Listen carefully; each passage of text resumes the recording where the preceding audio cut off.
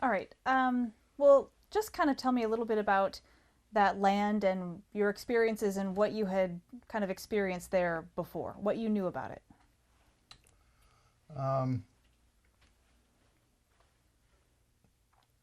it like I guess it's a native reservation. So the Colville tribe owned it originally, and the family called the Abels purchased it like 125 years ago or something like that, and then they passed it down through the family members, and then my granddad bought it so that he could take his family out there and they could have a good time, maybe build up a ranch because he was like born in the Depression, and they had that whole like gotta save and do everything. Yeah. So he took his grandkids out there, to do that. So you had been there many times. I'd been there several times, not as much as my other cousins, Okay. but I've been there, I don't know, at least 20 times. Okay. Just go out there. And, As a kid? no, more in my 20s. He bought Okay. the property like maybe 20 years ago, and I was in Texas for a little while, Okay. so I didn't actually build the Quonset hut. Okay. But I built sheds, and like I've dug fence posts, and like put in like hose for drip systems. Like I'd go and like I'd just sit out there and like stare at the sunset and like talk to God. Just there's a lot of freedom out there when you like stare at the expanse. It's like you got the sun comes up and it just makes everything just look gorgeous, and it's like time slows down when you go to the other side of the mountains. That is very true. Like when you live over here in the zing, zing, zing, it kind of changes your perspective when you get to like relax and see what your hands can do. Because like there's no help. There's no help out there, much to, my chagrin, right? Like I wish there was help when I absolutely needed it. But Yeah, like there's no Wi-Fi out there. Yeah. And that wasn't good, when there's a disaster going on. But usually that's nice because it's like disconnected from the world and it's really peaceful. And like when COVID first hit, we went and spent a week out there with our son and with Jacob's aunt. And we almost forgot that, all of the turmoil going out in the world out there. We went to town to get supplies, and here's everyone with masks on. We're like, oh, we forgot that's happening. Yeah. It's just so peaceful out there. So that's what you were looking for when you went out there for that Labor Day weekend. Just like a peaceful. We're gonna spend the night. I had cleared some of the sagebrush off when we found out which plot was going to be ours. Once the family settled everything. Okay, you get that part. You get that part. And so I made a little clearing, and we put up a flag together. And yeah, kid we was were running around holding a little flag. He's just like waving it and stuff. Yeah, so we were going to spend the night, and if the fire hadn't happened, we would have, walked 10 minutes over to our plot and checked to see, if what we had cleared was still cleared or if it had all grown back or not. So the plot that you were on that night, the Quonset hut, isn't necessarily the little plot that you guys were going to end up with. Is that Correct. right? We were on his aunt's Yeah, land. our Oh, aunt's okay. land. Okay. Yeah, 10-minute walk. So it's a big, expansive land. It Oh, sounds I like. mean, like Yeah. the acreage is, as far as you can see for the most part, like, Yeah. there's a spot next to the river that belongs to a cattle rancher up the way. How close is the water?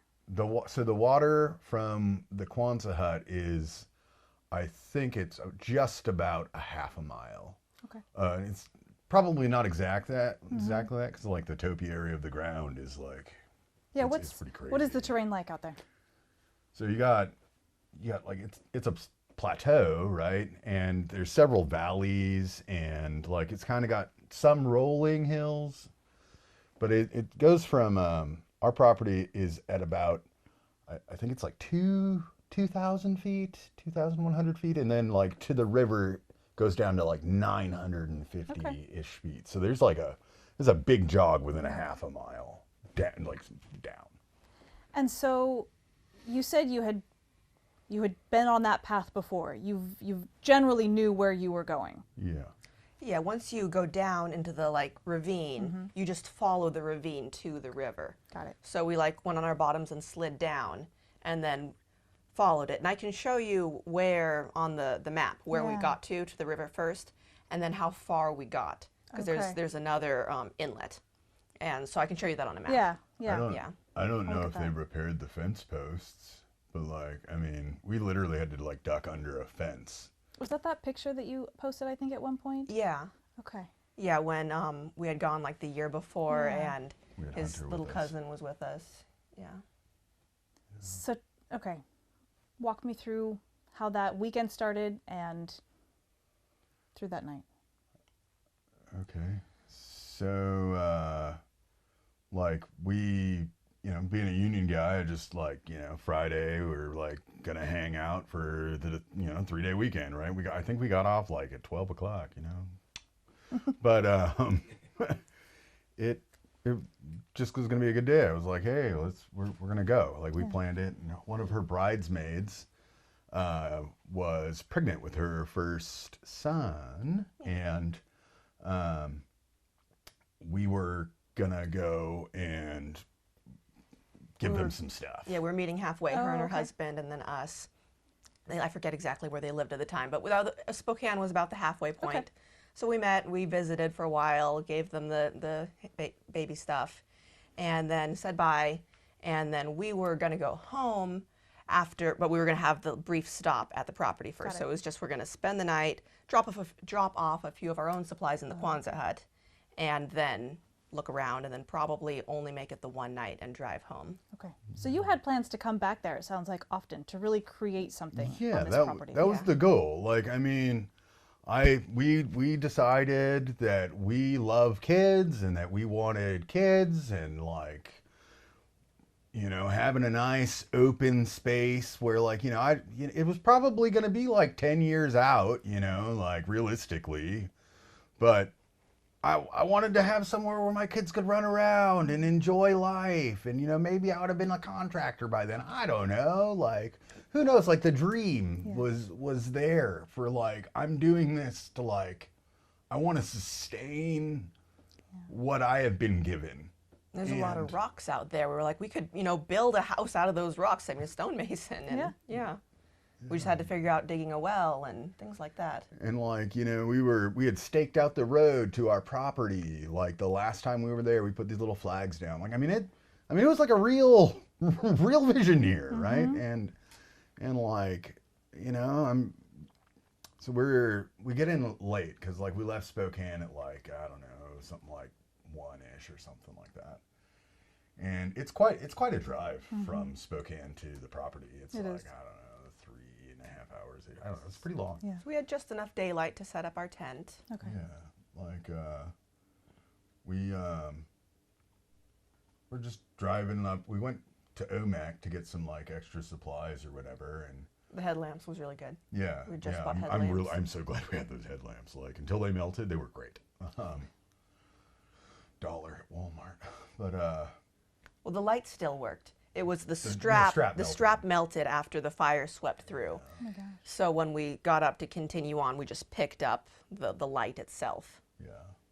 So we it's quite a drive. So if you get off in Brewster and head up the road, it's about like a 25-minute drive just to get up to the Able Ranch. Okay. And then like it's another half an hour down to the property. Just because of the road. And Yeah, I it's mean, so, like the way that you got to follow the road Got is it. like, it works. I watched my granddaddy take like gigantic machinery down there, so like it works, right? But yeah, Is the Quonset hut still there? Yes. yeah. Some of the nuts and bolts, like from the heat, I guess, they unwound themselves, and like some of the washers melted. I guess when my aunt went down there, like when she opened up the door, like smoke just billowed out. Wasn't it like a week later? Yeah, like just so much smoke. I think it might have been a week That's later what I when heard. she said that they opened it or whatever. Like still the smoke coming out. I mean, insane. like, can you believe that? No. Like, Tell me about that night. You woke up. yeah. I'm like we were sitting there and watched the stars, passed out, and thank God I had to go to the bathroom. And I look up, and like I see a piece of ash, and there's just like this orange hue, and like you can kind of hear the rumbling of the fire at that point, and I'm like, oh crap. And like I bolted back to my wife, because the Quonset hut's like, I don't know, like 100 feet long or something like that, and you know, animals know that you're not supposed to pee where you sleep. So anyways, you're gonna cut that out, right? Like, but yeah, I just ran back. I ran back, and I'm like, Jamie, we gotta go. Like we had like blankets and stuff that we had brought from here, you know, and like, you know, we took stuff there because we planned on going there, you know, and like I don't even think the truck was like totally unloaded yet. Like, Yeah, because I mean, I had my levels in there, and like, I mean, I was just gonna see if I could putt around that day. I'd started building a little wall down along the edge of the property there, and yeah, I was just thinking, oh, that'd be cool if there was a water feature there, you know, like oh, I'll work a little bit there. But So your truck was close. yeah, like so we didn't sleep in the Quonset hut that night. We had a tent and like Quonset hut, tent, and truck. Okay. All right there. Okay. Yeah. yeah. And then my auntie's trailer was sitting like a little ways out. Which direction was like the fire? Where was the fire coming from? So if the river is in front of you, the fire was behind you. Okay. Yeah. Yeah. How close would you say it was? I mean, I can't like gauge that perfectly, because I mean, I like it was off, a ways off, but it wasn't like. So if you go down there and you stand by the Quonset hut and you look behind the Quonset hut and you see the horizon, that's about where the fire was, right about where the horizon line is. Yeah, I mean, Close enough where you could hear it. yeah, like I mean, it was coming. Yeah. Like there was no like. Let's just see and watch what happens. Yeah, like I mean, I like what are you supposed to do when like you're faced with like death? I don't know. I have no clue. So he came and he woke you up. Yes. Yeah, he woke me up. And so we're like, okay, what are we going to do? So we prayed for wisdom, and we had 3 different options. We could try and hide in the Quonset hut, but we thought we'll probably turn into toast in there. We could try and go back up the road, but that was really the direction the fire was coming from. So we decided not to do that. The 3rd option was to try and get to the river. So we hopped in the car with our son and zoomed as fast as we could through the sagebrush. And they're like all these bushes, so you can't get too fast, but you know, as fast as we reasonably could. They're going 40 miles an hour. That's about as fast as I could do it. Until which is pretty fast. That had to have been a really bumpy ride. I was hauling. Yeah. Like 4-wheel drive. Like, I mean, like the window was like fogging up. Like I'm like sticking my head out the window trying to like see. Like, I mean, it was terrible. That was awful. Yeah. Was there? I mean, I can't imagine. I would imagine that time kind of slows down maybe a little bit, or did you feel like it was going too fast, like you just didn't have enough time? Well, there's never enough time. When you have to flee for your life, there's never enough time. Like I think about this a lot. Like the Bible's got this one quote where it says, "In the hour of your need, don't go back inside and grab your coat, but flee for the hills." And like when this happened, like every single second matters. 'Cause like if we were 2 minutes faster, like we would have been inside this like gigantic rock oven. Yeah. And if we were 2 minutes slower, we would have been stuck in that fencing and just like destroyed. Like, I mean, they said that my truck melted, like the head gasket melted. Like, how hot is that? Like, What happened to the truck? So we were driving and we hit a rock and it stopped us. And it's good because it was the downhill after that, and we wouldn't want to have the truck gone downhill. Okay. So we got out of the truck and slid down the hill and abandoned the truck. So when the fire swept through, it burned it. And there was the remains, which you can see the pictures online. I think they told me that somebody hauled it off. I mean, I don't. It's so hard to even like compute doing life over there right now. Like, I don't know if that fire was arson. I don't know if that fire was like caused naturally. Like, I definitely didn't do it, so I don't know who did. Like, all I know is that like when I think about it over there, it's like, God help me. Like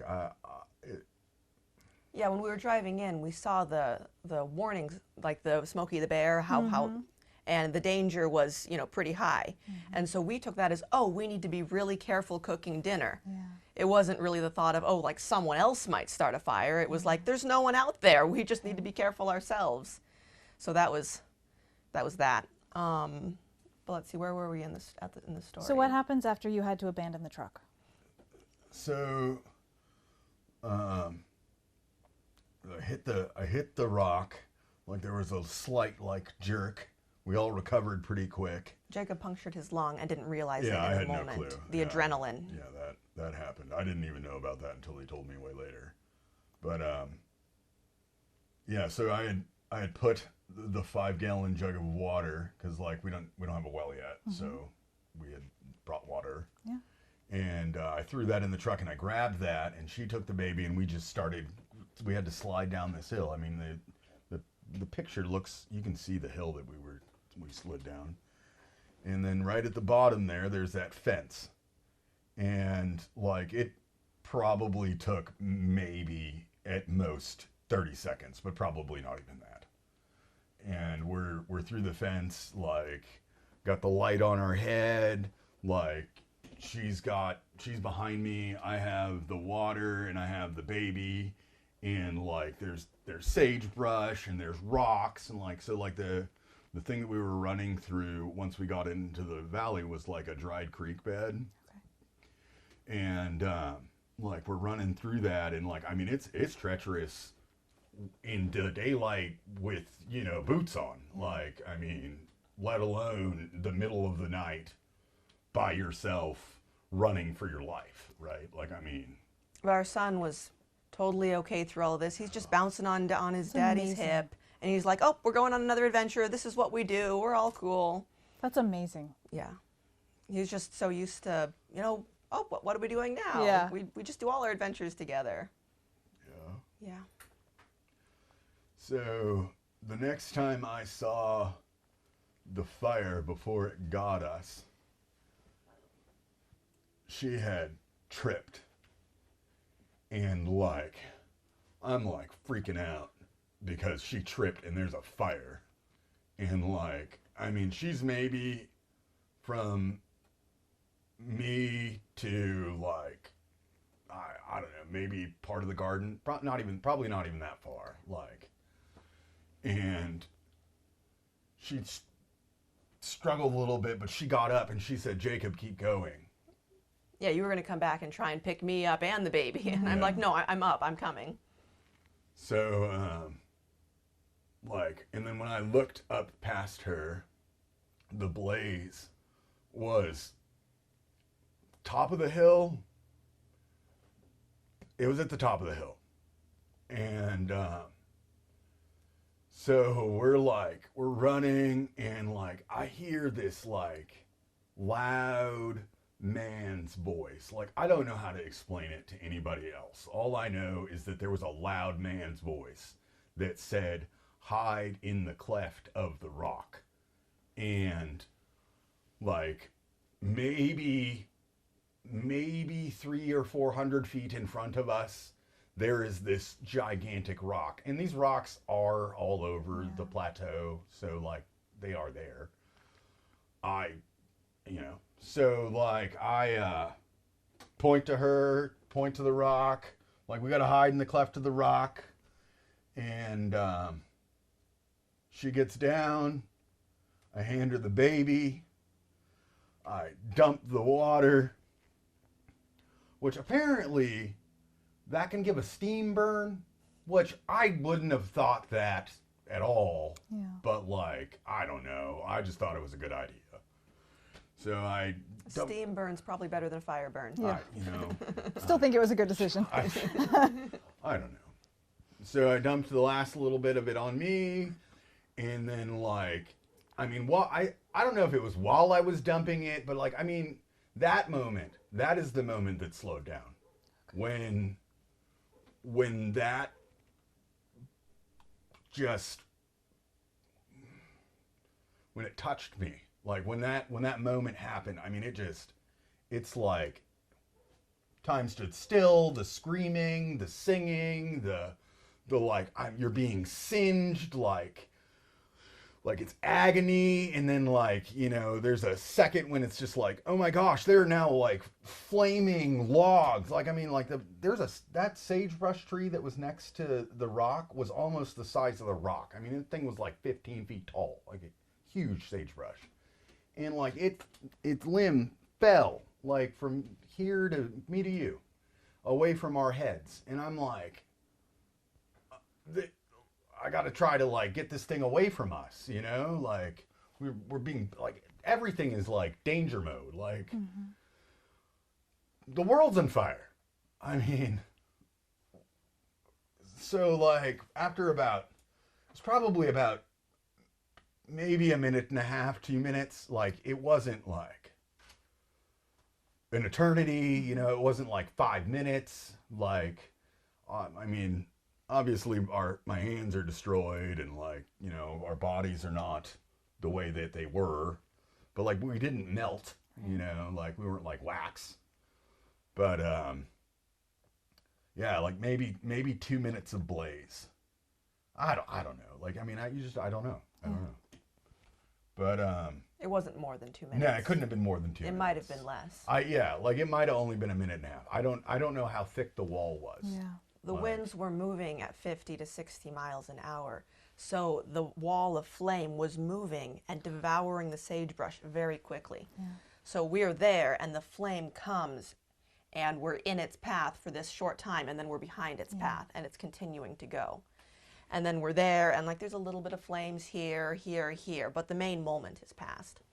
When the fire first came, I'm looking at it, it's like right there. And it was like, I thought we were going to make it to the river. I didn't think everything was going to end like this. And then the flame was there, and it was, you know, it hurt and everything. But it was like, oh, okay, I'm going to die now. We are all, me, my husband, our child, our other child inside. My little family is about to be in heaven in the face of Jesus. And that's a good thing. That's exciting. Like, yeah, this fire hurts, but it doesn't hurt as bad as I thought it would. Like, you know, you read stories about people being burnt to death, and it's like, oh, that would be the most horrible, awful thing that could ever happen. It's like, it's not, like, it's bad, but it's not that bad. And it can't take that long to die, right? And then it'll be all good. And so there was this peace and the joy in that moment while being burnt to death. And then the flame passed away, and it's like, oh, we didn't die. Oh, and we're all burnt. This is not nice. No, and not at all. I've got our son on my lap, and he's like, and he reaches up and does his little sign language that he wants to nurse. Because he's like, like, What he's is like, this? what is this? Oh my gosh. And so I let him nurse. He kind of changed his mind and decided he didn't want to after all. But he was there, and it was just comforting to know that I could offer him that comfort in that moment. And then, yeah, we just started singing, and there was just this awareness that we're not alone, and God is with us in this moment. He was with us in the fire, and we don't know what's next, but no matter what happens, He's with us right here. So we sang and we worshiped, and we had I think we got a few sips of water, but the bucket had burnt a hole in it. So any little drips that were left didn't, it was like 5-gallon bucket, and the hole was like right here. I didn't notice the hole until like 2 days later. Later when we went to fill up the bucket. Yeah. Anyway, so we sat there for a little while, and we thought, okay, we still might die. There's smoke, and it's usually in the stories when someone's burnt to death, it's usually not the fire, it's the smoke. The smoke kills you. But the wind kept blowing, and just the cleft of the rock, there was this channel, and the wind just kept blowing the smoke away and blowing the smoke away. So we might have sat there for maybe 20 minutes. And then we talked about it and prayed for wisdom again and decided we are still going to try to get to the river. And at this point, the smoke had kind of cleared from the rest of the surroundings a little bit. There was still a lot of smoke, but not so bad that we couldn't walk and move. So we took turns carrying our son, and he was a little bit upset at first, but then he was just kind of content again, like, we're all in this together. I'm with my mom and my dad, and you know, we're in this together. We're going to be, here we go. So we kept walking, and we made it to the river, and Jacob plunged right in, and Yeah, I shouldn't have done that. That was a terrible idea. I was hot. It was so hot. It was so hot. yeah, but then you were cold afterwards. Well, yeah, like, I mean, the fire left, and then, like, you know, the ground's still warm. I mean, the ground was warm for, like, I don't know, probably almost a day and a half. But, like, I mean, it was... Yeah. By the time we got to the river, the fire had already been there, and it had jumped to the other side of the river.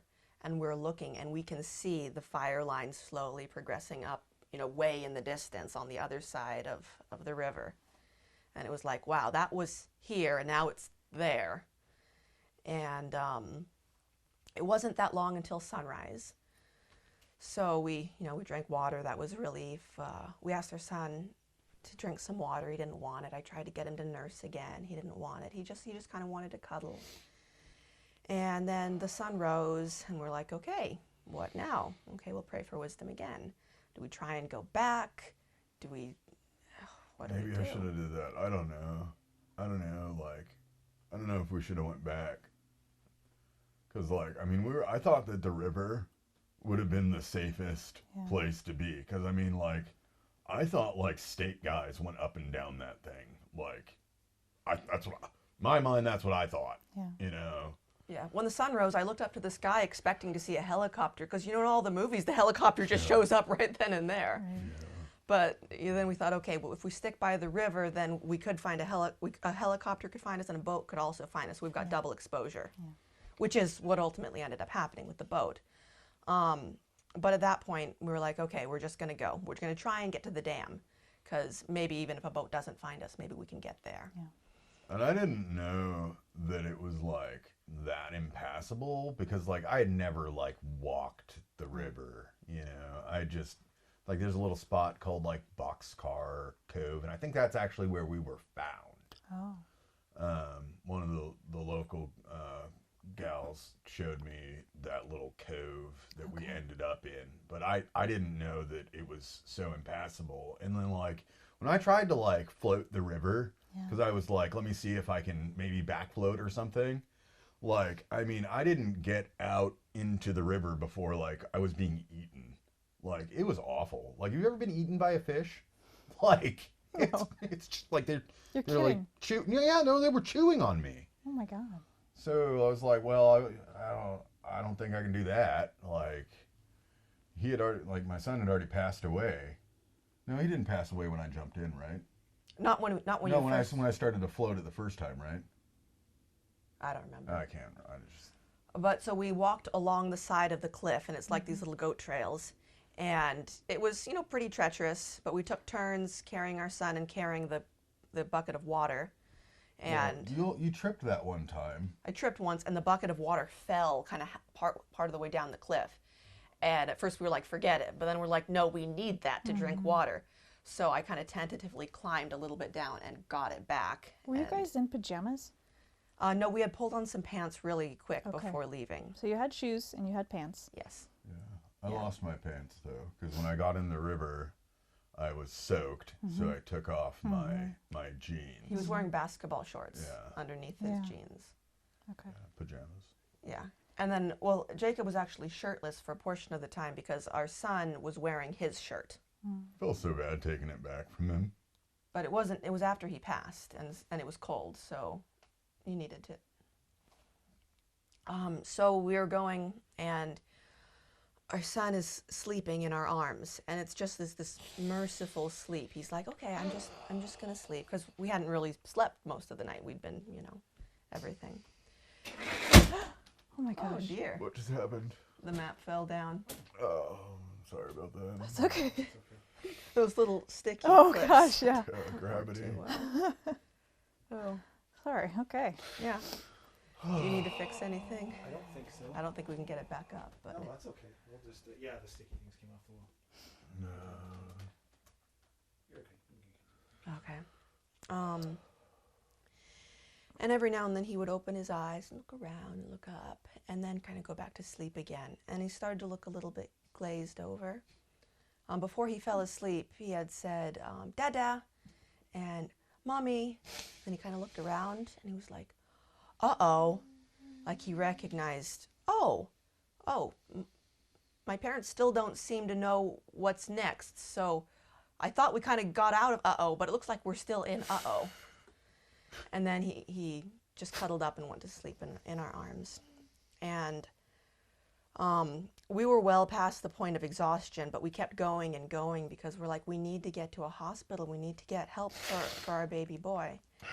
And we would stop and sit down. And I mean, I was pregnant and we hadn't had anything to eat and we were burnt and all of this. But we kept forcing ourselves to get up and go because it's like his life is hanging in the balance right now. If there's any way we can get him to a hospital. But when we got to the cove that was impassable, we were trying to find, is there any way, like, can we climb up it? But our hands were too destroyed. Could we get around it? We'd have to like swim, and like, how do we carry our son? And are we even capable of swimming right now? And then Jacob said, I think he's dead. So we went back to the shore and we looked and there was just a little bit of breath left. He was just barely alive. So we all lay down and cuddled together and held him close and whispered a blessing and a send-off and told him that heaven is a good place and Jesus loves children and we'll see him there sooner or later. And we all three fell asleep together. And when we woke up, he was gone. And I said, well, let's not grieve yet because we might follow him pretty soon here. Like, we're close to death ourselves. And then we lay back down to die, and we didn't die. And we were kind of frustrated that we didn't die because we were like, okay, we're ready to go to heaven now. But we kept praying, okay, God, either send us a boat or a helicopter or take us to heaven because just laying here is no good. But we were there, and the night came, and the morning came, and the night came, and the morning came. So it was about 48 hours after our son died before we were found, and I started feeling like I was having these contractions because we were shivering because it was so cold. We like had huddled up against a rock, and we like took turns being in the warmer spot because next to the rock, it's like, okay, I've got the rock on one side, and then Jacob on the other side. So there, I'm in the middle and I'm warm, and then we rotate. So he's in the middle of me and the rock, and he's warm. Well, not warm, but just a tiny bit warmer. And the first night, the wind was so bad, it was so cold, and just shivering and shivering and shivering.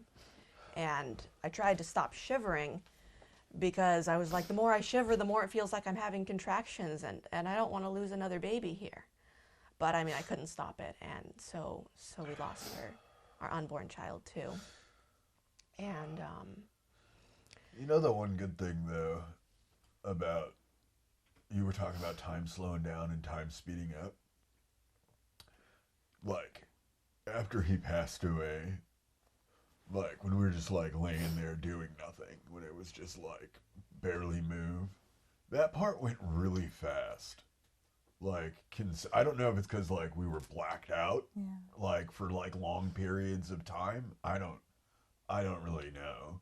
Like, I just know that like when we like would get up, like one of us would like go and try to get the water from the river, and then like that water, like apparently, like I started drinking it at first, and it was I didn't filter it. I should have filtered it, because when I drank it, like it made my eyes like pus over or something. Oh my. It didn't happen to her though. yeah, it didn't happen to me. She was like bleeding and stuff, and like But I was so dehydrated that it wasn't even very much blood. Yeah. But yeah, Jacob was doing everything to take care of me. Like, he had more strength than I did because, you know, I'm laying there having a miscarriage. So he would get up and go get the water, and our rock that we were huddled up against was, I don't know, maybe 40 feet away from the water. So it was a bit of a trek to get there and back in our condition, and we could only get, you know, that much water at a time because of the hole in it. Stupid hole. Yeah, and if we drank it wrong, we would spill water on ourselves, and we're like, we're cold enough, no. But yeah, we tried to like cover ourselves up with rocks. I remember Jacob like our hands didn't work, but I remember him like kicking the gravel over me, to keep me warm, and I'm like, oh, thank you, that's so much better with the gravel covering me. And then I would kick some over him too, and we'd rotate. But yeah, I felt like the days went by pretty quickly because it was warm enough in the days. It wasn't super hot. It does get hot out there, but it wasn't, those days, it was just pleasantly warm. But then the nights would come and it would be cold. So it was a huge relief when the boat came. And if it was just me, I probably would have died out there because I didn't have the strength to get up and call to the boat. But Jacob jumped up and, you know, hailed it down. Yeah, I heard it coming. We'd been laying there, and she hadn't moved. My body was going septic. Like, all night. Like, she laid down next to the rock. I dug a little hole so that we could get out of the wind. And, like, she wanted to be right there, so, like, she was in there, and then she didn't move all night. And, like, I, like, was shaking her and shaking her and shaking her. You would say to me, "Are you still here?" And I'd say, "Yes, I'm still here." But I remember there was one time near that morning. Like, right before that boat came, like, she wasn't, like, moving. He asked me, "Are you here?" And it took me, like, 30 seconds to process and respond. And he was really scared in that 30 seconds. It didn't seem like 30 seconds to me. It seemed like, I mean, I was shaking you for, like, minutes, is what it felt like to me. Oh, okay. But she did rouse. And then, like, I was like, I'm going to go get water, but I think it's the last time I can do it. Because, like, I mean, by that time, our hands were so swollen that, like, I could barely, you know, like, one of those, like, crystal bottles, the water bottle things. Like, I couldn't even get my hand inside the handle anymore. And I was okay with it when he said he didn't think he had the strength to go get any more water. I'm like, well, if we stop drinking water, we'll die faster. But I couldn't bring myself to not drink while the water was there. But it had felt close to the end, but it just kept going and going and going. It's like, why aren't we in heaven yet? This is frustrating. And I mean, sometimes it still feels that way, but we're still choosing to, you know, forge ahead. And there's the mailman. About to knock at the door. oh, deliver mail. I'm glad he brings that to us. He's kind.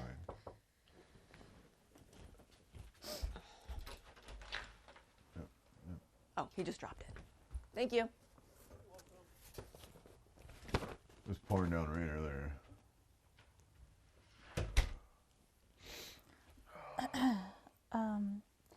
Jamie, when you were lying there and you started to feel the contractions, did you know what was happening? Did you know you were having a miscarriage? Yeah. You did? Yeah. The feeling was similar to the feelings of giving birth, and so I knew that couldn't be good. I was only 14 weeks along. We had just heard the baby's heartbeat like the week before at the midwives. What went through your mind? I mean, it probably seems silly, but the only thought was if I could make myself stop shivering, then I could stop the contractions and it would stop the miscarriage, which probably isn't logical, but that was the thought that I had. But then I couldn't make my body physically stop shivering. And yeah, I don't know. As soon as the boat came and got us, there were two men, and they took their jackets off and put them on us right away. So we got warm then. Well, a little bit warm, warmer than we had been. And they brought us to the ambulance, and the first thing I said as soon as I was in the ambulance was, I'm pregnant, I need an ultrasound. And I don't think they had an ultrasound in in the ambulance, but my memories really fade over between. They got us to a little hospital in Brewster, and so my memories in the ambulance and my memories in the little hospital in Brewster are all mixed together and all really hazy because I was fading at that point. But I remember they couldn't find a vein to get an IV going, so they had to drill into my leg. And they did my knee. Into the bone marrow. So painful. Oh my gosh, it's like, ugh. Yeah, that was the Because worst. your vein, you had lost so much oxygen in your blood. Is that what was going on? Well, they couldn't couldn't- get to, We were so your veins had dehydrated. collapsed. Yeah. Okay. Yeah, Yeah. they couldn't find anything. Oh my Like gosh. everything was like. My sister, I think, has a picture of us from like right when we got to Harborview, but I guess she said that we looked like a charbroiled Michelin man kind of thing. I mean, you know, if anything, like I think that OMAC or Brewster could like we need a big hospital over there, honestly. Like that trip, like a 40, what is it, like an hour? I don't know how long it takes the helicopter to get back and forth, but like we could use it. Like there's enough people there that they could use a hospital, I think. Like honestly, like because they hauled us in, and I'm not trying to like diss on you know the country or anything, but like I mean they're just not as prepared over here. Like I mean there's like an 8-minute response time or something like that in Seattle for like emergencies. I'm obviously not saying that would have happened in the middle of nowhere, but like I mean it was just so different. Like when I got to the hospital, they're like, we can't treat you. Like, I mean, so you go through all that, and then you get told you can't be treated. It's like what? Like what? You're gonna have to take me somewhere else. Yeah. So how did they get you to Harborview We were airlifted. from Yeah. that hospital in Brewster? Yeah, so they put us on 2 separate helicopters, and Jacob's helicopter pilot had been in the war or something. Yeah, I guess he was like an old like Vietnam pilot. I guess what he did, like I guess he pulled this like really cool maneuver because it was like really smoky. So he found this hole in the sky and like. Yeah, there was a hole in the smoke, and like he went straight up that hole. Like my cousins got the video of that one. Wow. Like I should get them to send that. It was Yeah, you I mean, should. that dude was pretty cool. Like That's amazing. And then they put me back on the ambulance and went 7 miles away to get away from the smoke, and put me in another helicopter to lift up and go. it's pretty hard to watch them take her away from me. Like when you have like something like that happen, like the people that you are with are like the people that you are with. Like it's not. There's no getting away from that. Were know? you afraid you might still lose her? Oh yeah, I was terrified. Like, this is the only other person that I know. You know, like my wife, right? Like, I watched my kid die. Like, you start questioning. Like, when is this going to happen? Like, is the end now? Is the end in 10 years? It is in 10 seconds? Is it like, is the one person that I'm like desiring to be with forever going to be gone now? Because like the one person I wanted to watch until I left is gone now. So, I mean, it was just like, and then they got to the hospital and I was like, can I see my wife? And we couldn't see each other at first. You know, I mean, obviously we were like all jacked up or whatever, but they were pretty good. They let us see each other like what next day? Yeah, the next day. And then they were pretty good about. We were in different hospital rooms for the majority of the stay, but they were pretty good about making sure to get us into each other's rooms as often as possible. Sometimes even, so Jacob started walking again before I did. I was in bed for a while, but he would practice walking around the halls, and if he was awake in the middle of the night, he'd check in and see if I was awake or not, and if I was asleep, he'd let me sleep, but if I was awake, we'd say hi in the middle of the night. Yeah, we were in the hospital for 2 months. Yeah. Tell me about your injuries. So burnt both arms, the back of both hands, some on the front of the hands, but most of the palm is intact. And then my back was burned, and along my side and my chest, and then some places on my legs. But my legs didn't need to be grafted. They're just a burn scar.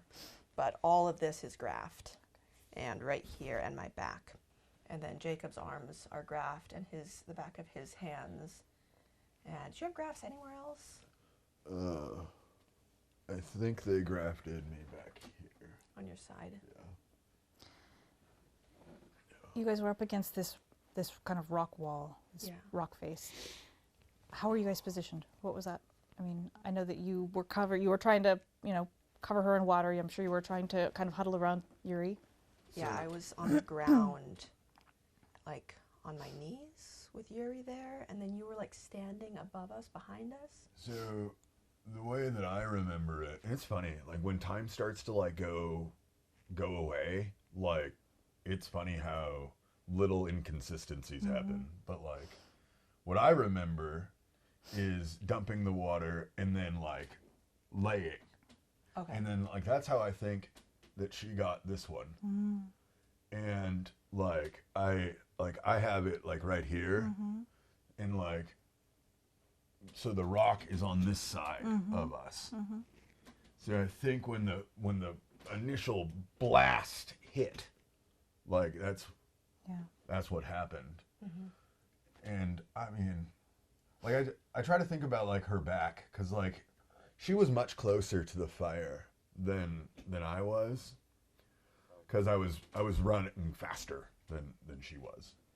And like my back, I have some burns, but like her back is much worse than my back was. And like I guess the doctors said that just the heat from when it like was approaching her did that. And I mean, it's just like, it's nuts. Like once you become like a burn, they like to call us survivors. Well, like there's a whole community of people that have just had these like terrible things happen to them. Like, and I don't know, like these people, hats off to anybody that has ever like, I mean, I think, what were you percentage wise? Like 39. Almost, okay, 39, almost 40. Like there are people that are burnt like 75% of their body. And like this is like, excuse my French, but this is living hell. Like it is awful to like have to learn anew and like have the pain.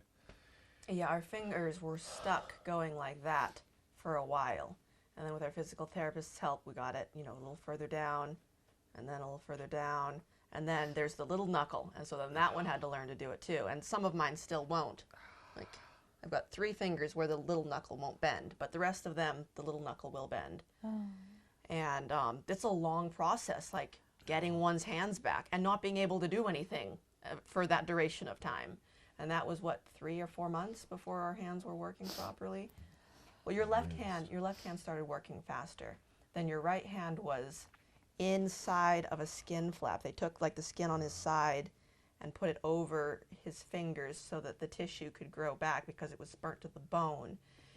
And I think that was when I grabbed the flaming stick with my hands. I think That had fallen over? Yeah, I think that was what did that. I don't know though. yeah, he's just protecting us out there, even to his own hurt. Like they told me that so they grafted this thing like twice and it didn't take. Like there's a lot more to skin than I would have ever known. Like I mean, like there's like crazy amounts of layers, and like they like spray like shark into you, like shark teeth, cartilage stuff. I mean, it's insane, all the like medicines that they Yeah, the use. integras from the shark protein. Like you can almost not even like I have a rash right now, but like this thing, they tell me that this thing's not even gonna look like it's burnt when it actually heals. I mean, that's pretty amazing stuff. But yeah, it wasn't taking. So I guess this dude discovered that if you put skin with a vein attached to it, like like somebody who gets their nose burnt, they can cut this back and flip it over and cut open their forehead and attach the nose, and it'll regrow the nostril. I don't even I mean, it's a real thing, but they saved my hand that way. And I don't know. Is that your worst? Oh yeah, this thing is just like. Yeah, I mean, it saved it so they didn't have to amputate it, but they still don't bend all the way. Oh. Like he just had a surgery recently on his hands to work on the in-between space here and then in between these. So it's still a little bit open. The wound's still a little bit open, but it's mostly closed. Yeah, there was like probably 5/8 of an inch worth of scar tissue that had grown, and Dr. Friedrich, that guy's like amazing. Like Dr. Friedrich, he's like the hand surgeon of the county. Like he won't let anybody else work on you. Like the guy's, he wears a little Seahawks bow tie. He's a great dude. But yeah, like he cut that away. Like I wasn't able to, like, when was the surgery? 3.5 weeks ago. Yeah, the beginning of September, they cut this back, and like I couldn't even hold a cup. Because it was stiff, or because it was so bulky? It was like stuck like that. Okay. Like with all the pushing. So like it's like that where there's only that much skin. I see. So like if I want to pick something up, I've got to take this finger out of the way, and then I've got that wide of a grasp. But with this finger, that's all I have. Yeah. So I'm going to end up having a surgery like that here. To release the okay. to release it. And oh man, like I haven't regained my strength yet. Like I was getting to the point where I could like lift a little bit more before the surgery. But like I want to be able to like wrap my hand around my trowel again, or wrap my hand around something, like to be able to do with my hands. And it was just really hard to like cascade my fingers and hold something. But the surgery made it so that it looks like I'm going to be able to do that. I'm hoping. I don't know though. Like, do you have more surgeries ahead of you? I do for sure. So that thumb, and then if they remove this entirely, it's got a fair chance of coming back. So it's probably just going to be breaking it up a little bit to make it less uncomfortable, because I can't even if I wanted to go in and kiss my wife on that side of her face, I can't do it. He's got to come and kiss me from this side. Because it like, it's like a sin. I'm not saying that it is, but it's like ouch, ouch. Yeah. Yeah. So at least one more surgery, maybe 2 or 3, depending on how it all works. Yeah, if they can combine surgeries. If they can combine everything all into one, I'll be like, do it. Yeah. But if they're like, no, we kind of need to, do that on one surgery and that on another surgery, and if they have to revisit the same area multiple times, we'll see. Do you know when? Like what your timeline is? When you might have your next? Hoping for December, but it might not be till January, February. A lot of it's just dependent on the doctor. Yeah, the doctor. Dr. Pham makes up all those decisions. Yeah, Dr. Pham. So it's the schedule, and he looks at what he calls scar maturity, which means if the scar is mature enough, it's less likely to grow more scar tissue. Okay. And so they don't want to work on it and then just have it get worse again. That makes sense. Yeah. So this right here, that's, I don't know, like that's kind of, so this is where my knuckle is. My knuckle belongs here. So like everybody's got a little bit of skin up from their knuckle, but so from knuckle to web space there, that's all pretty much scar tissue. Okay, yeah. Yeah, Like, so it might be a little less, but he might have one more surgery for I'm gonna that. ask him if he thinks, I don't know why he didn't cut it back. I'm not a doctor though. Does that increase your range of motion? Is that really what it's about? Like I can't, like my physical therapist tells me I can't do my exercises right Until you, until that is able to be done. And the pinky is the strongest finger. Like if you try and grasp something without your pinky, then suddenly you realize, oh, there's a lot more strength in that than you would realize. Yeah, like You wouldn't think so. the amount of times I've dropped my keys is like 100,000 times. Like I swear, like at least 3 times a week I drop my keys because you need that. Like, it's a hole there. It's a thing you would never ever think about. it. You would never know it would be so important. Yeah. When we're handing the keys to each other, that's when we drop them the most, because it's like both of us are. Trying to eat those jelly beans there is like trying. It's physical therapy. Yeah, there you go. I had to clean them all up. They're like all over the floor before you guys got here. Are you in pain every day still? It's more like just sometimes. Like sometimes this one will randomly hurt, or if I brush it against something, and then I've got one along my waist that will just randomly sting sometimes. But it's mostly itching for me at this point. They say the itching goes away in like 12 to 18 months, but for the thick scars, it can be like 3 years. So I'm like, oh, like some of these places could be itching for a while. But like my grafts here don't itch like they used to. So Okay. some of it has receded. How many surgeries did you have to have? Or how many have you had so far up to now? Do you have any idea? Last time I counted, what was I, like 12 or 16? Oh my gosh. It was a lot. A lot of them happened in the early days when I was still kind of woo though. Okay. So like when I was first in the hospital and they they're pumping all these drugs, and I'm like not even quite like I know I'm in the hospital, but I think I'm in a submarine and I'm like not sure what all of this is. Yeah. And then one day I just woke up. I was in a hospital room and I'm like, I casually asked the nurse, have I been in this same room the whole time? She's like, yeah. I'm like, oh, I guess I've been in the same room the whole time. But anything that happened prior to that, so like the first week of being in the hospital, a lot happened that I was unaware of. So a lot of the surgeries were like right away in that first week. But then over the next few weeks, it was like twice a week or once a week. Okay, going down for another surgery. Okay, gonna do this now, gonna do this now. And then being an outpatient, Yeah. I think I think I've been back for 5 surgeries so far. Okay. And similar for you? So after we got out, they sent me home while I was still in the flap. Mm-hmm.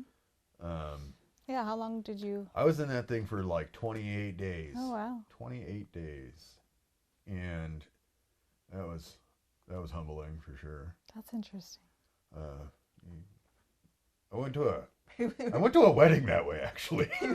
He was the groomsman. Oh my He was a gosh. groomsman. I was a bridesmaid, and he like modified his outfit so that he could, like make a slit in the pants and then like a Velcro over it, Oh, and, wow. and then like the vest so that he could, Velcro that, and it's crazy.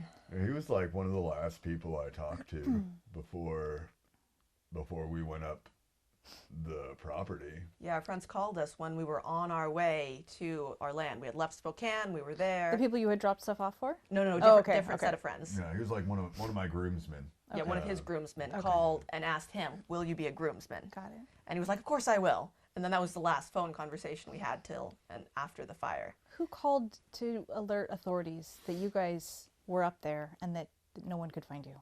Who was that made that call?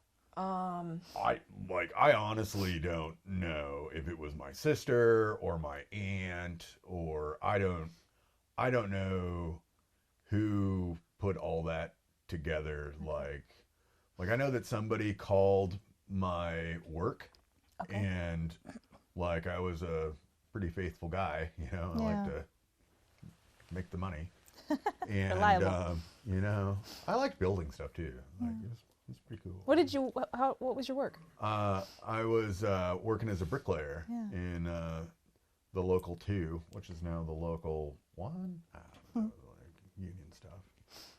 But yeah. Yeah, they called and he was So like, you don't know "No, who he-" even. Yeah, I know my family in California and his family here were talking with each other, Wow. and I know that my 12-year-old nephew was like online filing a missing persons report, and my sister's like, "Oh, honey, that's already been done, but thank you so Aw. much." So I was like, "Oh, that was sweet."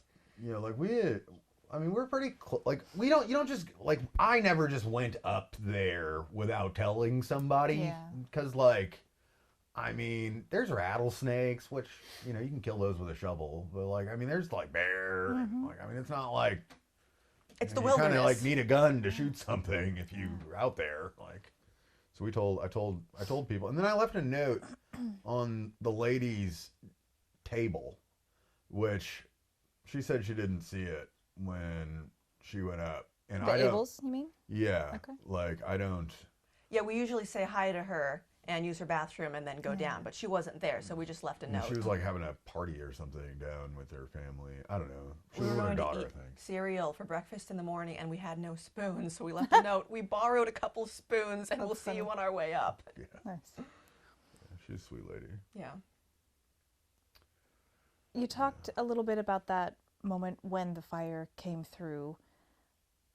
Did Uri get burned, or do you think it was the smoke, or both? It was probably the smoke that ultimately caused him to pass away. But yeah, he suffered some burns too. Not as bad as ours, I don't think. And he was kind of upset at first. And I remember just Jacob's voice as he held him close and said, "I'm sorry. I know it hurts. I'm sorry." And just watching him just receive that comfort of like, yeah, this does kind of hurt, but we're all in this together, and there's nowhere I'd rather be than in my mom and dad's arms right now. And I just like feel so honored by that child, by the way he was just like, I trust you guys, and I'm here with you, and like I will safely pass from your arms into the arms of Jesus. And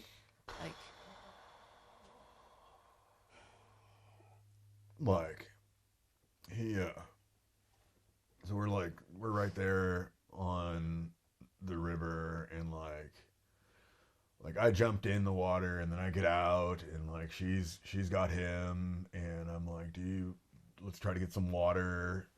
And like I remember trying to like give him some water. Yeah, with your hands. And he kind of turned away. He didn't want the water. I wish he would have drank the water, but he didn't drink the water. But he had a little, I think it was on this side, a little burn here.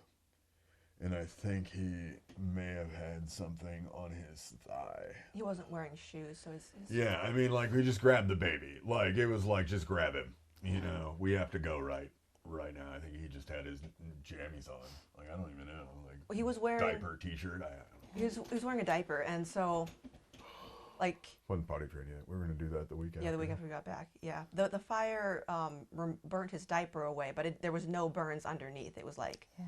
It was like that entirely protected that area. His diaper was probably wet. Yeah. And and then we were going to put like a cloth over his face, like a wet cloth, to try and protect the smoke. Yeah. But then we look and there was no water left, and we were like, we wish we could protect him from the smoke. Yeah, when it was like the after moment, because like I mean we're like after the fire like initially hit us. Like when we were like talking to each other saying we're not dead yet, yeah. Like what is going on? That seemed like a long time. That seemed like I feel like we laid there for like 45 minutes. That's what it felt like. It might have been. Like I don't know. I just know that every time that smoke built up, like we'd start muttering in some weird foreign language, and then next thing I know, the wind would blow away. So I don't know if it was like some kind of hoodoo witchcraft or what, but it definitely made the smoke go away. And so like when we decided that we were like, are we going to go back or do we go to the river? Mm-hmm. And like... Maybe you should clarify that joke. That joke could really not make sense out of context. Okay. Well, probably just cut that. I was just trying to make a talking in tongues thing. But, you know. I know what you were doing, but there's a whole lot of people in the audience who wouldn't get what you were trying to say. I don't even care anymore. So, all I know is that like when we went to keep walking, like it was like that the valley was pretty smoky, like pretty intense inside the breathing. And like we made it to that thing that I call the oven, which I don't know the distance from there to there, but we stopped there for probably a little bit longer than we should have, but it was just so hard. Mm-hmm. Yeah, we sat for like 5 minutes or something. Then we're like, we need to keep going. We need to get to somewhere with less smoke. Yeah, like that 5 minutes probably cost us quite a bit because like, I mean, the smoke was thick. I mean, it wasn't like billowing thick, but it was like, you know, I just burnt my dinner, except it's all over the house and lingering. Mm-hmm. So it was pretty thick. And then like it's probably like another 5 minutes to the river, and like who would have known that nobody goes down the river? Like I might have tried to walk back up. Like I don't think it would have made it for my son because like nobody came down until like what was it, Tuesday? I don't know. Well, because you weren't expected back to work. Yeah, I wasn't expected back until Tuesday. So like I mean, we were out there. So this was what night was it? it was Saturday night? Sunday night. Sunday night. Sunday night, Monday morning. That's right. Okay. And you weren't found until Wednesday morning. Wednesday morning, yeah. Oh, and one other comment on the last topic. I was going to say that there was nothing traumatic about our son's passing. The traumatic thing is waking up every day and not having him here. That was a very peaceful thing. It's just he's supposed to be here now. That's the problem. But yeah, so moving forward, Wednesday, we were found Wednesday morning.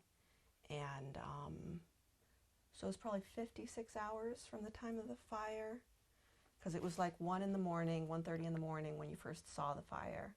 And then we were found around 10 in the morning on Wednesday, I think. Yeah, that's what they tell me. I don't know. I just know that I went from morning to he died that morning from the fire. Like after the fire, he died in the morning. I think he did. I mean, that's what I assume. Like he stopped breathing. And then we were there for the rest of that day, the night, the rest of that day, the night, and then like however many hours until they found us the day after that. Mm-hmm. So there was that many hours. I don't know how many it was, but yeah, it's too long. Too long. Yeah. I kept trying to use the cell phone. You know how they say they have the emergency thing on the cell phone? 'Cause somehow my cell phone made it. But like, I mean, I had that thing on dial the whole time. 911. And it rang, like, I mean, I assumed it was ringing. I don't know. But like, it was trying to find a signal the whole time. Nothing. Have you guys been back there? We had not. Do you think you will? It's on the table. It could happen.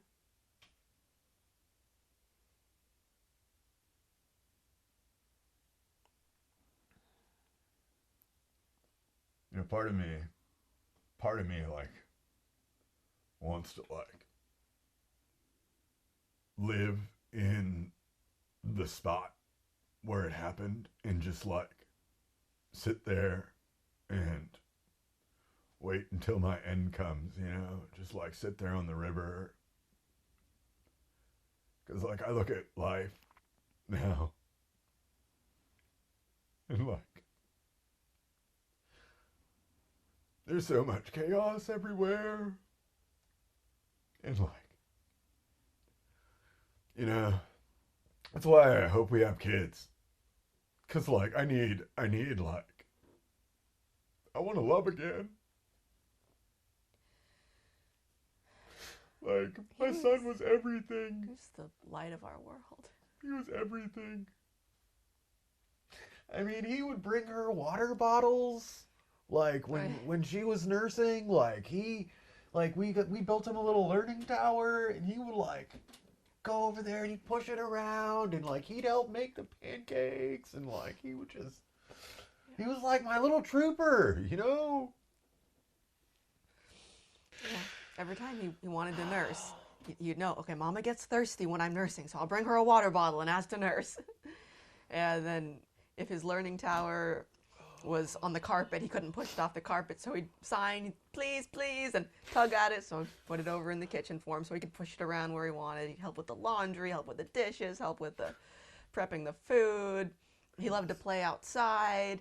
Like he'd do that little, like he'd like tap his head. So like she was like, he was sign language. So the sign language for outside is tapping your shoulder, but first he had it tapping his head. So he'd tap his head, and he'd like pull on me, and I'd like take him out there, and he'd like chase the chick. I mean, it was.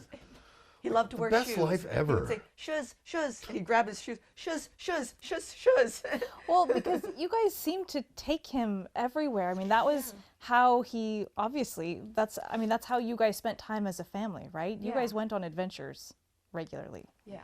I mean, as much as you could, you know. I mean, even just in the local woods, in the in the neighborhood, and like when we were putting in that garden out there, like the landlords, they got us a thing of dirt, and I put him in the truck, and he was like helping push the dirt into the wheelbarrow or whatever, and like he just sits down, takes it, and he's just like dumping it on his head.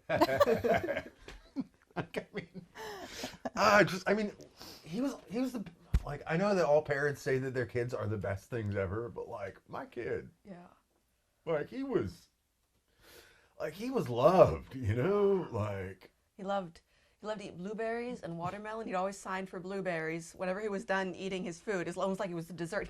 Blueberries, and he had that little look for blueberries. And then watermelon is like that, but he would just tap it, watermelon. And there's this one time I just taught him the sign for watermelon, and Jacob hadn't learned the watermelon sign yet. So he climbs up on Jacob's lap, and he's going like this, and Jacob's like, well, what does it mean when he taps his? I'm like, it means watermelon. And then I look over, and he lifts up a bucket of, it's like a plastic container where I had cut up watermelon, and he had grabbed it and brought it, like, open this for me, watermelon. oh, like there's something about like raising your kids that's like sacred. Yeah. And He was learning the ABCs. He'd go A, B, B.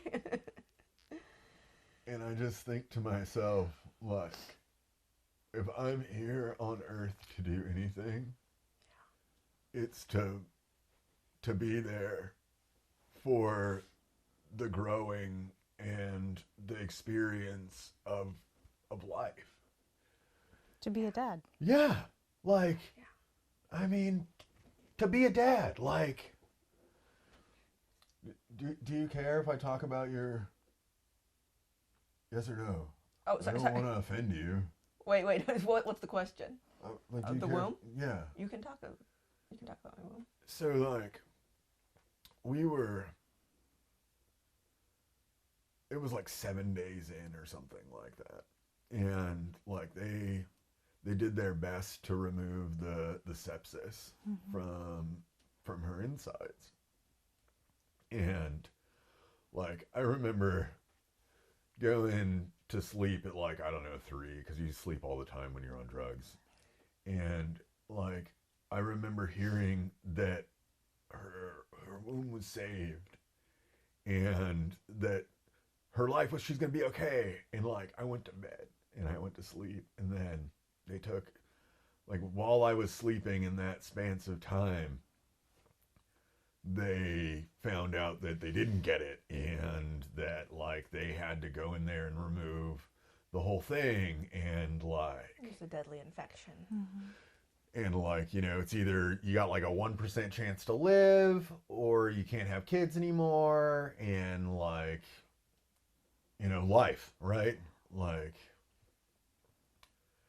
so that was pretty hard to swallow at that moment in time, because, like, when we were first courting,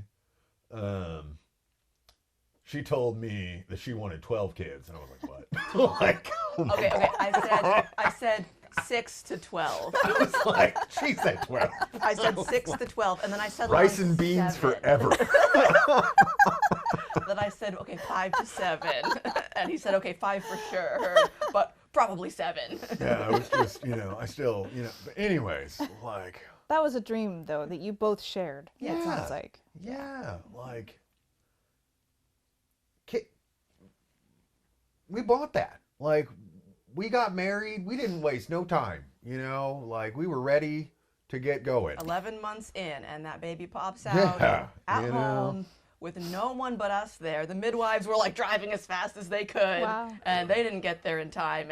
And I literally, Jacob like, I catches literally this caught baby. Wow. it. Like, it was insane. Yeah, It was insane. it was a beautiful, intimate experience. Blood was everywhere. You ever give birth in a home, make sure that you put down a tarp. just a FYI. Like, I just feel like, sometimes I feel like my life is like some kind of like surreal, like, bubble of like tragedy and blessing, and like, Well, what do you do? What do you do? do you feel like the almost 2 years that you got to be Yuri's parents was a blessing? Yeah, wouldn't trade that for anything. I just want more of it. Like, if I could pay somebody for more of it, or if I could, like, work forever for more of it, like, I just would want more. There's just that relationship. I mean, like, I'm really sad about the baby that I lost in the womb, that we lost the baby in the womb, Yeah. but it's different. There wasn't that relationship like with him. Like we knew, like he would get that little look in his eye and we'd get that look in our eye and we'd just understand, or he'd ask for this or we'd ask for that and he would do this and we'd do that, and sounds like a bunch of gibberish, but there's just this excitement and this thrill to, I get to spend 18 years with you and then like still be there in your life as long as I'm still alive, and I get to watch you go through each stage of development. I remember like watching when he first learned how to climb onto a chair and do something at the counter, and then watching and being like, okay, any day now he is going to realize that he can push that chair and go somewhere else. And then watching it happen, he realized it, and then that chair got pushed all over. And like watching him learn how to climb downstairs, there's just like 2 steps to get out the door, and he realized, oh, if I go down backwards, that it's safe. And just out in the woods or in the garden or you know, with the chickens, or just there's so much life to explore and to play and to learn and to enjoy, and just doing that with him, and the things that we were looking forward to, like he was just starting to talk. The few words that he would say and the sign language that he would do, it's like that communication is such a treasure, and just like imagining what's it going to be like to talk with him as a 5-year-old, as a 10-year-old, as a 20-year-old, just so fascinated with who this person is. This is a unique, separate individual who looks like us, and he's not us, and he's going to fulfill whatever it is that he's going to fulfill, and we get to root him on and cheer him on and prepare him for the rest of his life or whatever he's going to do. And then to have that cut short, like we didn't even quite get to potty training. Like we started a little bit. We did EC, which is like even from a baby you can put them over a potty sometimes. And so but we were gonna like, okay, we're going diaper free, you know, next weekend. As soon as we got a long stretch, we're just gonna be home, we're gonna do this. And I'm like, he's gonna rock this, he's gonna be great at this. And then we didn't even get the chance to do that, let alone, I mean, he loved books, and he'd say again, he'd bring me a book, or bring Jacob a book, and again he wanted it read and read. And then the letters, we would sing ABCs when we brush teeth. So, you know, that's the duration that we brush teeth for. So I'd say, okay, it's bedtime, we're gonna get toothbrush. Go, A, B, B, like he knows, okay, he's just happy with his routine and happy in his life. And nursing, like he was 22 months old, and we were still nursing, but I didn't let him nurse as often as a newborn would. It's like, okay, there's some boundaries here now. And if he wanted to nurse, and I said, okay, just for a little bit, I would let him nurse for as long as I was singing the ABCs, because then I can sing fast or I can sing slow, and he understands that that's, so if he was asking to nurse for just a short time, he'd you know, do a sign to nurse and go, A, B, B, like, can I just have a little bit? And I don't know, we just miss him. And we never got to see him be a big brother, and we never will now. And so, yeah, so there's a huge grief that we walk every day with. But we walk through this life knowing that we are children of the living God, and authority has not been given to us to say when we are going to leave this earth. So we will be here, and we will, you know, seek to do right by, you know, whatever is in our path for as long as we are here. And we still have this desire to raise his little brothers and sisters. We have a desire to bring them forth. And it feels like it honors his memory to give that love to other little ones too. And there was this picture I saw that I wanted to show, and it talked about how people think that grief like gets smaller over time, and grief doesn't actually shrink. Like, we will always have this huge grief for our son. We will never miss him less. We will always miss him. But it says what really happens is that we grow around our grief. So like the grief is the same size as it was before, but now there's other things in life too. And so I thought that was a good example of, you know, we're just choosing to hope even when the emotions don't really want to line up. It's like, okay, but we're going to make this choice and we're going to move forward. I'm sure you have some good days and some bad days. Yeah.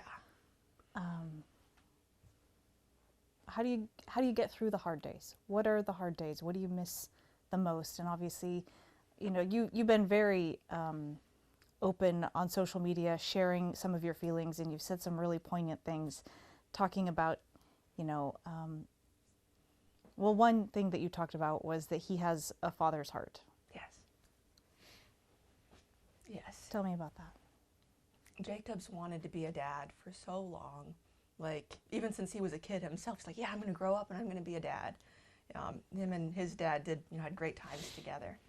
And when I was a single young woman, I'm like, okay, who do I want to marry? I'm like, I want to marry someone with a father's heart, because I have this vision of what I want for my future children. And so I want to be really intentional about picking their father. And so just seeing Jacob play with the kids at church and just watching that and hearing his heart when he would talk at Bible study and if that topic ever came up, and just knowing like, okay, this man is going to be a good dad. And then marrying him and having this child and seeing that father's heart even bigger and greater than I'd realized. Like Jacob told me, he was like, so once a child learns how to talk, then I know how to interact with them. But before then, I don't know, maybe they should, they could stay in the mother's arms. But as soon as that baby was born, like they bonded like 20 minutes after he was born. Oh no, we bonded the second I caught that kid. Let's face it. Like Okay, I the literally second caught time. that kid, like in my hands. Yes, Like, that moment. But then 20 minutes later, he was holding him and like reading a scripture over him about, anyway, and little raisin baby just born, like responds like, and then closes back down again at like a specific moment in the scripture. It just happened to, oh, okay, and then back down. And it was like, and then just watching their relationship just bloom as he's this little baby. He can't really do anything. He wants to nurse a lot. He wants to be held all the time. But we got a baby carrier. And when Dad would wear the baby carrier, that was like little guy's favorite thing. Uri loved that. So they would go for walks all the time. And he just loved it. And then he started getting a little bit too big for the baby carrier. And he was walking, so they would go for walks together, or they would take the stroller, but he'd always climb out of the stroller and like try and push it himself, or they ditch the stroller at the entrance to the woods and just walk through the woods. And he would sometimes we'd all go together for just family adventures, and I would walk behind them, and Jacob's got a stick and he's like beating some of the brush out of the way for the path. And so Uri picks up a stick and he's like, I'm gonna get this out of the way too. And he looked up and just adored his dad and loved his dad, and was like, I'm gonna do what Dad does. And I mean, he'd get a trowel and do some, and he'd get a trowel too. Or out in the garden, we were like filtering rocks out of the earth before we planted. And so Uri comes over and he starts to, try and help to filter the rocks out too. And he's just, yeah, I want to do what you guys do, and I love you guys. And yes, Jacob's father's heart is such a beautiful thing. Like when I think about like the things that man's supposed to do when they're on earth, it's like you are to like love and cherish everyone that you have in your life. You are to cultivate your children, you're to cultivate your relationship with your wife, like you're supposed to cultivate your relationship with your friends and your families. We're supposed to like build bridges, not like tear them down, like. And whenever I wasn't at work, like, I mean, there was some moments where I was like, I need my me time. I mean, we all get that, but like, I would be out there. Like, I mean, there's a trail out here that we walked that trail like 3 days a week. We'd walk around and he'd grab the leaves, and it's just like. And then you take him to the park other days. Yeah. And it's just like you do life with your child. You like, I mean, I loved spending time with that kid. If anything, I'm a little jealous of her because she got to spend more time with him. And like, I mean, that's good though, right? But like, he made life fun, you know? Like, it's like you get to be a kid again when you have a child. Like you get to like playing in the mud now, that's fun. Like it's okay. Like let's go splash in a puddle. It's fun now. And like that kid, he was amazing. And I think the hardest part about like being alive right now on days, you know, is like who am I gonna like lead? Who am I shepherding? Like, who am I providing for? And it's like, it irks inside because like, I should be doing that right now. Like, I mean, I don't know what time it is anymore, but I mean, the sun's out, I could be laying brick, right? Like, I should have motive, like I should have that now. And like, like the surrogacy thing, like that like gives a little hope. Like, I mean, it's a lot of hope actually, but like until you have it in your hands, it's kind of like Feels kind of far away.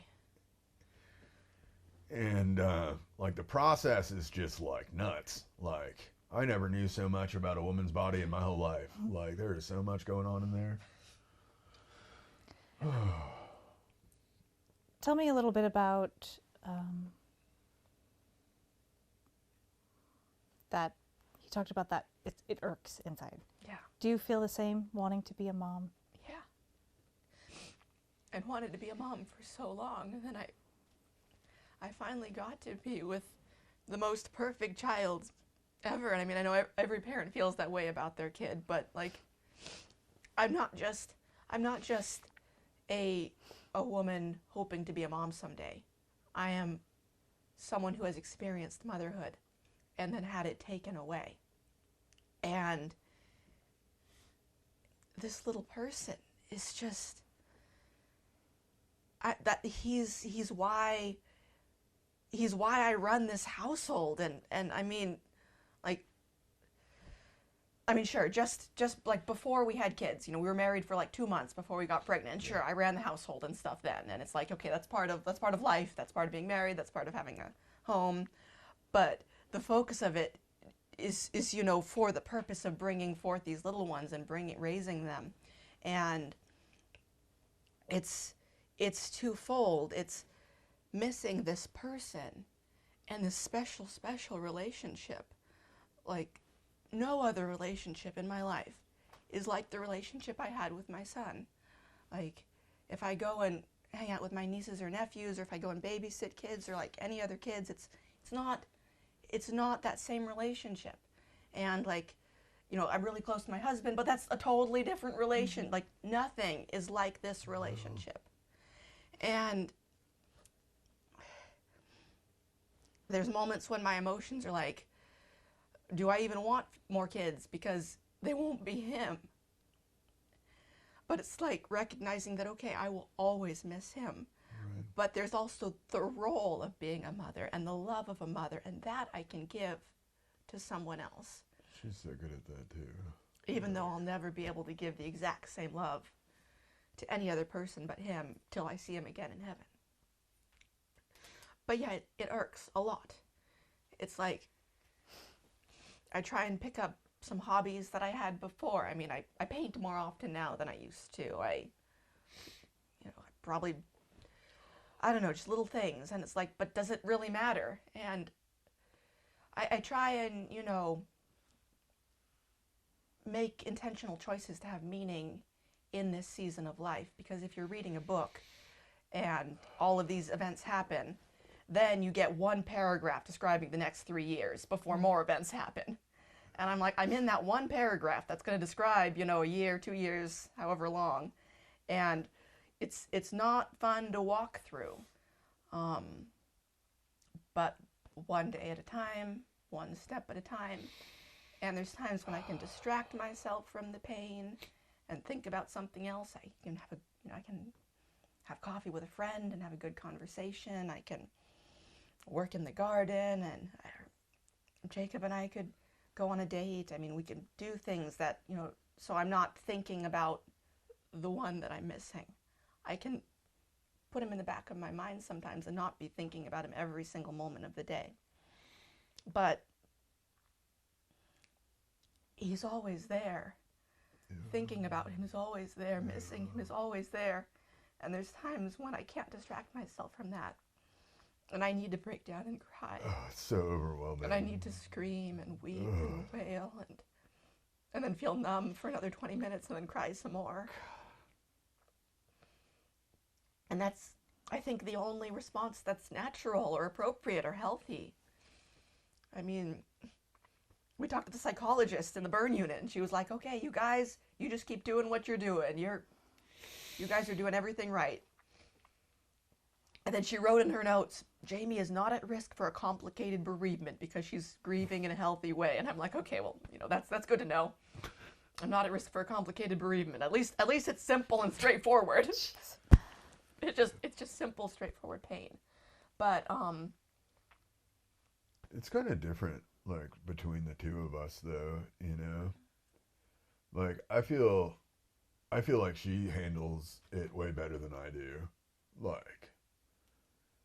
Like she's, like, this woman here has some kind of, like, super power strength inside her being to still be able to get up and, like we have to, like, my sister and my family, they come over and help us, and, like, the landlord, they're amazing people. So, like, I'll go ask, can you open this if we need it? But, like, we serve each other, like, all the time. Like, yeah, Jacob takes good care of me. We have to. Yeah. It's like when you've seen the end and, like, the person that's left is this person, like, I don't know. I'm so glad she's here, but, like, these like the tears and the panic, like, I'm glad that she doesn't, like, have this. But, like, I mean, I'll have these moments where, like, 1 second it's okay, and then the next second it's like I'm on fire. Like, not literally on fire, but it